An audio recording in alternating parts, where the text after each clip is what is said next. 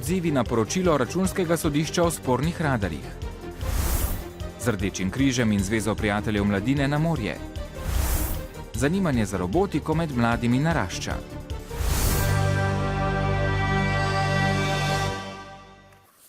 Lepo pozdravljeni. Radarji še kar burijo duhove v Mariboru, potem ko je projekt postavitve mariborskih radarjev za koruptivnega ocenila Komisija za preprečevanje korupcije, je zdaj dobil še negativno mnenje Računskega sodišča. Mariborska občina je, tako sodišče, z javno-zasebnim partnerstvom v tem poslu kršila več predpisov. Projekt je bil finančno izredno tvegan ter slabo pripravljen in izveden. Ob tem je Šoltes spomnil, da je vrednost projekta narasla slabih 5 na kar 30 milijonov evrov. Kot je znano, so prejšnji teden zaradi suma zlorabe položaja občinske prostore obiskovali tudi kriminalisti. Naložili mestni občini, da mora v odzivnem poročilu izkazati ukrepe, ki obsegajo predvsem ravnanje občine v postopkih za prenehanje pogodbe o izvajanju javno-zasebnega partnerstva in pa seveda vse tiste aktivnosti za zavarovanje njenih interesov v obeh postopkih. Zdaj, seveda odnosi, kako zasebni partner razume javno-zasebno partnerstvo, se pa lahko kaže tudi v tem, izkaže tudi v višini zahtevkov v primeru odpovedi pogodbenega razmerja. Se je pa na odločitev Računskega sodišča odzval tudi nekdanji župan Franc Kangler, ki zagovarja, da je pri sklepanju pogodbe javno-zasebnega partnerstva med mestno občino Maribor in podjetjem Iskra Sistemi popolnoma zaupal stroki in dodaja, da je bil postopek enak kot pri gradnji športnega parka Stožice v Ljubljani. Nekdanji župan Franc Kangler je nad poročilom Računskega sodišča presenečen. Očitno gre za dvojna merila, pravi, saj je bil razpis za mariborske radarje pripravljen po istem konceptu javno-zasebnega partnerstva kot gradnja športnega parka Stožice. Niti enega sestanku nisem bil, niti enkrat se nisem zraven mešal. In jaz sem zaupal pravni stroki, zaupal sodelavcem in jaz sem verjel v njihove pravne zmogljivosti. Ampak očitno ima Računsko sodišče drugačno mnenje. Odzval pa se je tudi na očitek, češ da pogodbe Ministrstvu za finance niso dostavili pravočasno. Pošljemo pogodbo na Ministrstvu za finance, naj jo pregledajo, 180 dni ne odreagirajo. Če nekdo ne odreagira, pa me nič opozori, ti to razumeš, da je pogodba v redu. Morebitnih odškodninskih tožb ne pričakuje, saj je po njegovem potrebno najprej ugotoviti dejansko stanje. Poročilo Računskega sodišča je pričakovano, pa odgovarja sedanji župan Fištravec in dodaja, da bo občina Računskemu sodišču v kratkem pripravila tudi odgovor. Imamo zdaj 90 dni časa, da bomo podali odgovor na to. Zdaj seveda mi ne bomo branili pozicije mestne občine pred 17.3. in bo pač odgovor pač tudi v tem smislu formuliran. Spomnimo, znake korupcije konec marca ugotovila tudi protikorupcijska komisija. Aprila je bila vložena tudi tožba za ugotovitev ničnosti skoraj 30 milijonov evrov vredne pogodbe. Prejšnji teden pa so občino obiskali tudi kriminalisti Nacionalnega preiskovalnega urada, a predkazenski postopek še teče, zato so bili s pojasnili skopi. V zgodnjih jutranjih urah je na Pragerskem pod parkiranim kombiniranim vozilom eksplodiralo doslej še neznano eksplozivno telo. Eksplozija je poškodovala 3 vozila, poškodbe pa so vidne tudi na 3 hišah. Škoda je za več kot 50 tisoč evrov, k sreči pa ranjenih ni bilo. Po neuradnih informacijah ne bi bila eksplozija odjeknila na naslovu podjetnika, ki se ukvarja z izterjavami. Minister za pravosodje Senko Pličanič je od vodje specializiranega državnega tožilstva Harija Furlana zahteval poročilo v kazenski zadevi Hilde Tovšak. Vrhovno državno tožilstvo bo tako v okviru svojih pristojnosti ocenilo, ali so v tej zadevi podani razlogi za morebiten strokovni nadzor. Več v nadaljevanju. Policisti zdaj z mednarodno tiralico iščejo Hildo Tovšak. V petek so jo izpustili, ker so zakonski razlogi za pripor prenehali. V soboto pa je isto sodišče zanjo ponovno odredilo pripor. A Tovšakovo zdaj policisti zaman iščejo na vseh pričakovanih lokacijah. Med drugim na stalnem prebivališču v Ljubljani in na posestvu v Mislinji. Na spletnih omrežjih pa se pojavljajo vesti, da naj bi celo pobegnila v Nairobi. Državni zbor nadaljuje z redno majsko sejo. Med drugim obravnavajo novelo zakonov o izvrševanju proračunov za leti 2013 in 2014 ter o sistemu plač v javnem sektorju, ki sta ju pred plenarno sejo potrdila matična odbora. Odbor za finance je v okviru novele zakona o izvrševanju proračunov za leti 2013 in 2014 sprejel amandma SDS-a o črtanju zvišanja RTV prispevka. Novo dopolnilo, ki bi RTV prispevek vendarle zvišalo, pa zdaj vlaga še koalicija. V Evropi 94% kopališč izpolnjuje minimalne standarde kakovosti vode, kar je 2% več kot v lanskem poročilu. Odlično kakovost vode so zabeležili na 78% kopališč, kaže danes objavljeno letno poročilo Evropske agencije za okolje v kakovosti kopalnih vod. V Sloveniji so vse kopalne vode ustrezne. Kopalne vode so javno dobro in brezplačno jih lahko uporablja vsak od nas. Ne glede na lastništvo, pa pred poletno sezono opozarjajo inšpektorji. Na Rdečem križu Slovenije pa upajo, da bodo lahko tudi letos brezplačno na morje popeljali okrog 500 otrok in 100 starostnikov iz socialno ogroženih okolij. Zato začenjajo vseslovensko humanitarno akcijo Peljimo jih na morje. Več kot 3000 otrok, ki bodo letovali preko zdravstvenega zavarovanja, socialnih transferjev, pa tudi samoplačniško, pa bodo na morje odpeljali skupaj z Zvezo prijateljev mladine. Za mariborski Rdeči križ je pred vrati že 58. sezona zdravstveno-socialnega letovanja v Punatu. Preko zdravstvenega zavarovanja bo lahko letos letovalo več kot 1500 otrok, socialno ogroženih okoli 300. Nekaj tam, kjer so pač izredno težke socialne razmere, pa pomagamo tudi z sredstvi donatorjev, ki jih je seveda v zadnjem času vedno manj, vendar kljub vsemu pomagamo, da lahko tudi to vrstni otroci letujejo na morju in da preveč ne razlikujemo otrok med seboj. Okoli 1500 prijav pričakujejo tudi na Zvezi prijateljev mladine. Socialna slika v bistvu je podobna zadnja 4 leta. Vsako leto se malo poveča povpraševanje po teh socialnih letovanjih, tako da nekako ostajamo na tem nivoju. Zdaj pač stiske so vedno večje. Samo lanska izkušnja Rdečega križa govori zase. Veliko staršev je namreč tik pred zdajci odpovedalo letovanje svojih otrok. Ker starši niso imeli nobenega denarja, da bi vsaj za žepnino ali pa za najnujnejšo plavalno opremo ali kaj takega lahko svojemu otroku dali in pač se odločijo, da ne boš kazal naše sramote drugim. Poskušamo opogumiti starše oziroma tudi otroke, da bi poiskali pomoč. Najhuje je to, kadar se zaprejo v svoje domove in ne govorijo o lastni stiski, ker kakorkoli, če je stiska zunaj, nas je veliko takih, ki smo pripravljeni pomagati. In veliko organizacij, ki naredijo vse, da bodo tudi tisti iz najrevnejšega okolja odšli na morje. Zaradi spora med najemnikom restavracij na nekaterih fakultetah in univerzo pa so študenti ostali brez kosil. Z univerze so zdaj sporočili, da najemnik ni plačeval svojih obveznosti in ker kljub pozivom ni pripravil sanacijskega načrta poravnavanja zapadlih in neplačanih obveznosti, so odstopili od najemne pogodbe. Dolgove bodo zdaj terjali v izvršilnem postopku. Restavracije bodo znova oddali v najem šele z novim študijskim letom.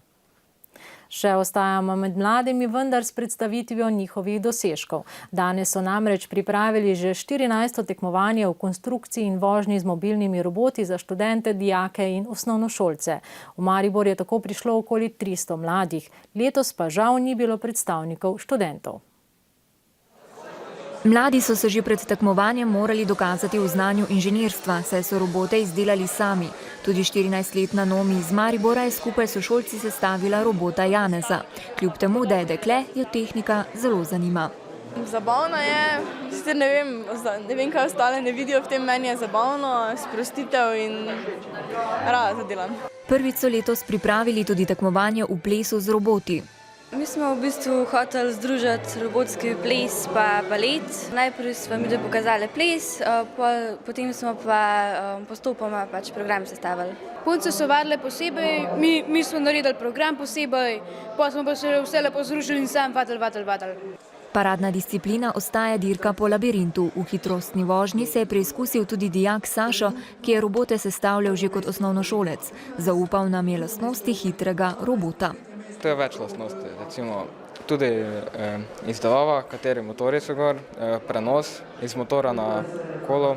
Potem v programu imamo tudi, kakšno moč bo motor dobival. Glavni namen je spodbujanje mladih za tehniko, predvsem gradnjo malih mobilnih robotov, ki opravljajo različne naloge.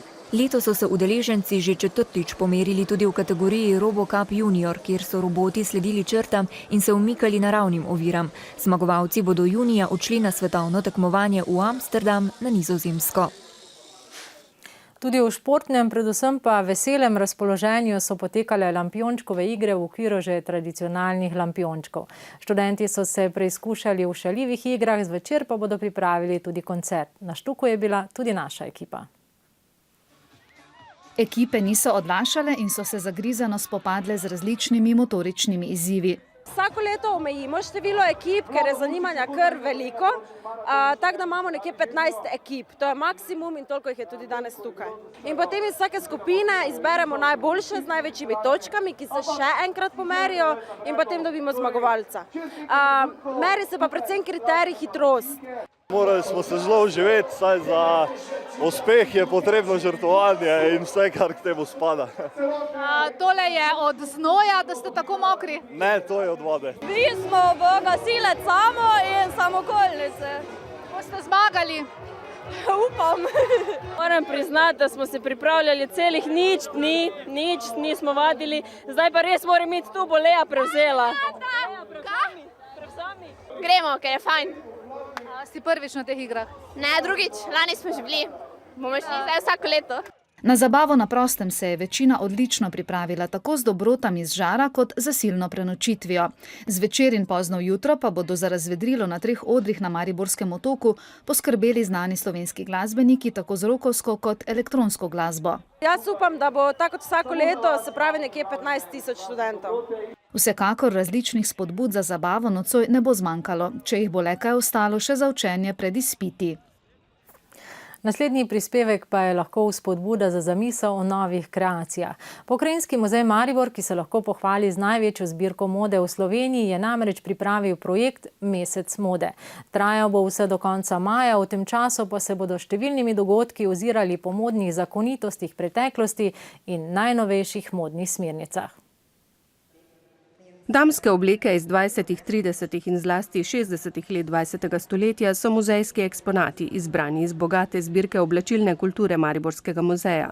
Z željo povezati muzejsko s sodobnim časom, postaviti oblačila preteklosti ob bok najsodobnejšim trendom mode v svetu. Izbor modnih kreatorjev v teh svetovnih evropskih prestolnicah mode, New York, Milano, Pariz in pa London, smo postavili ob bok našim eksponatom in iskali vzporednice, tako v krojih, v barvah, v samih idejah, ne. Zbirka meščanskih, plemiških oblačil, civilnih in vojaških uniform, modnih dodatkov, časopisov in grafik, ki jih hrani Pokrajinski muzej Maribor, šteje okoli 6000 eksponatov in je edinstvena v slovenskem muzejskem prostoru. Ker gre pri oblačilni kulturi za tisti del človekove aktivnosti, tisti del človekove opreme, ki je najbliže človeku, s katero je človek najbolj intimen, nudi zbirka tekstila, zbirka oblačilne kulture tudi velike priložnosti za to, da obiskovalce nagovorimo najbolj direktno. Ob vrsti različnih dogodkov in druženj, ki bodo zaznamovali mesec mode v muzeju, želijo tja privabiti predvsem mlado publiko, pa tudi vse, ki se sprašujejo, ali je moda lahko umetnost. Osrednja prireditev ob mesecu mode v Mariborskem pokrajinskem muzeju pa je bila modna revija 9 slovenskih oblikovalk, ki so se predstavile s svojimi stvaritvami in ponovno dokazale, da so zgodovina, umetnost in moda lahko povezane. Moda prihaja v cikličnih krogih, ki so jasni pokazatelji, da oblikovalce nagovarjata zgodovina in preteklost, tudi konkretna zgodovinska obdobja. Gre torej za nenehno preigravanje preteklosti in prihodnosti. Recimo kakšno kolekcijo potem še nadgrajujem, zato ker se mi zdi v eni fazi, ko jo oblikuješ in jo predstaviš, recimo na eni reviji, šele potem padeš ta tok ustvarjanja in vidiš, kje bi se lahko izpolnil, kje še lahko nadgradiš nekaj, ne? Prikazana kolekcija Urške Drofenik ima tako pridih nekega davnega Pariza. čipka je tako ženstvena, nežna, čeprav je zelo veliko različnih čipk bilo, da ne morem reči, da je to bilo samo, mislim, iz katerega obdobja, ampak nekako hotela sem prikazati nežno, pa močno žensko. Poustvarjanje zgodovine prinašajo barve in materiali. Hkrati pa je moda tudi odziv časa. Vse, kar me obdaja, od literature, gospodarstva, sveta, politike, kulture, vse to nekako sem jaz in to je potem tudi Edvard. Od modnih pa zdaj na športne steze. Mednarodni teniški Bergantov memorial do 14 in 16 let je na igrišča mariborskega Branika privabil tekmovalce iz kar 25 držav. Poglejmo podrobnosti.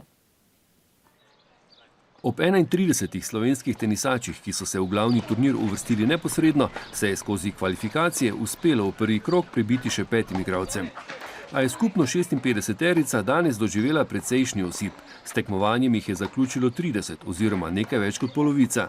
Med njimi tudi Kristina Novak, ki je prejšnji teden zaigrala v četrtfinalu podobno močnega turnirja na Železničarju. Na Braniku je bila zanjo usodna Nemka Schultheißova, ki je zmagala s 6-1, 3-6 in 6-0.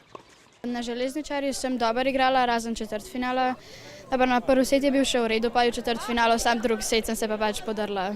Danes sem pa prvi set, kakor da bi ga dala, pa je drugi set sem sfajtala nazaj, pa je tretji set pa nisem žoge zadela v igrišče. V jutrišnjem drugem krogu bo zaigralo 25 slovenskih tenisačev. Predstavili se bodo tudi vsi najvišje postavljeni igralci, ki so bili v prvem krogu prosti. Turnir je dobro zaseden, tako ste tudi sami rekli, velika gneča. Danes upam, da bomo vse speljali tako, kot smo si zamislili, celo v bistvu 2 koli dvojic. Vreme nam ne bi bilo naklonjeno konec tedna, tako da potem do finala nedeljskega speljamo vse tako, kot treba.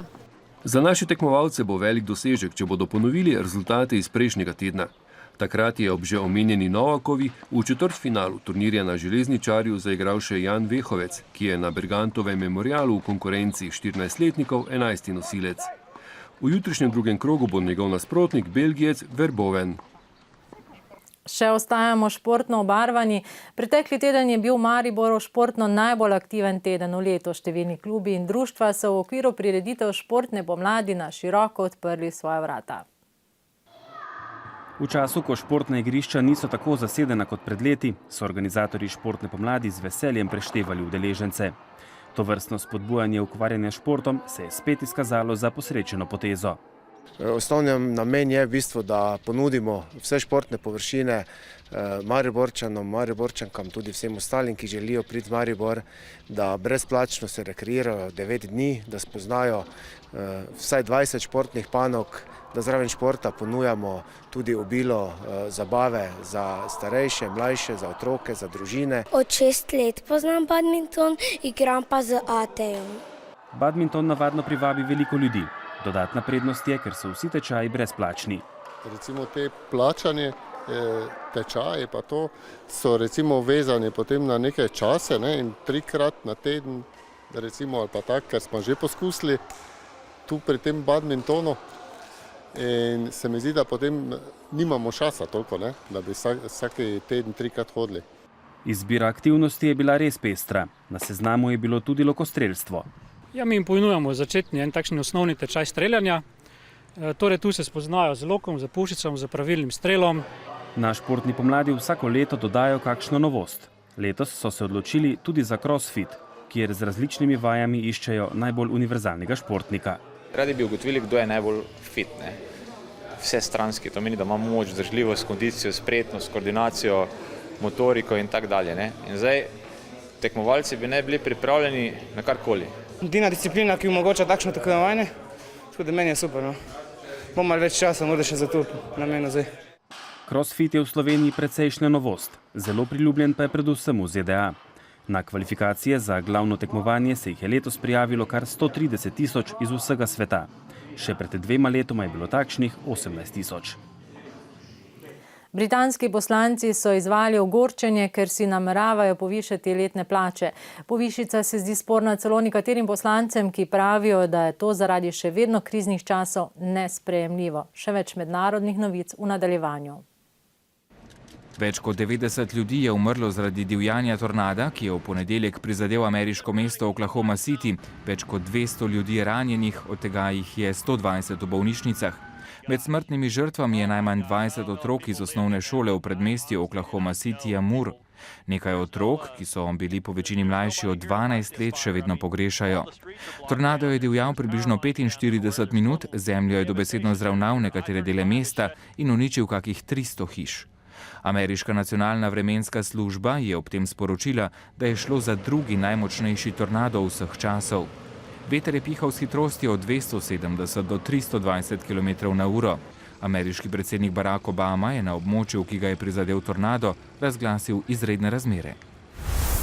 Evropski poslanci so potrdili poročilo poslanke iz Slovenije Mojce Kleva Kekuš o boju proti davčnim goljufijam, davčnim utajam in davčnim oazam.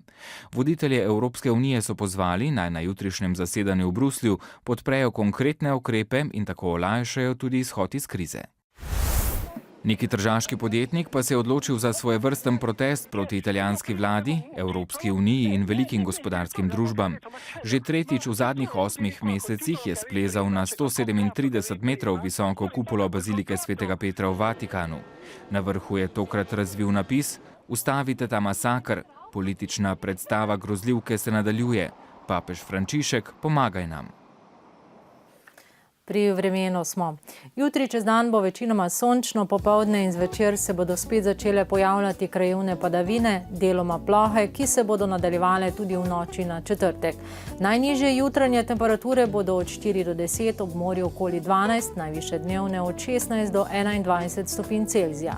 V četrtek bo pretežno oblačno, ponekod bo občasno deževalo. V petek bo oblačno in deževno, ohladilo se bo. Imejte se lepo in pridružite se nam spet ob 20. Nasvidenje.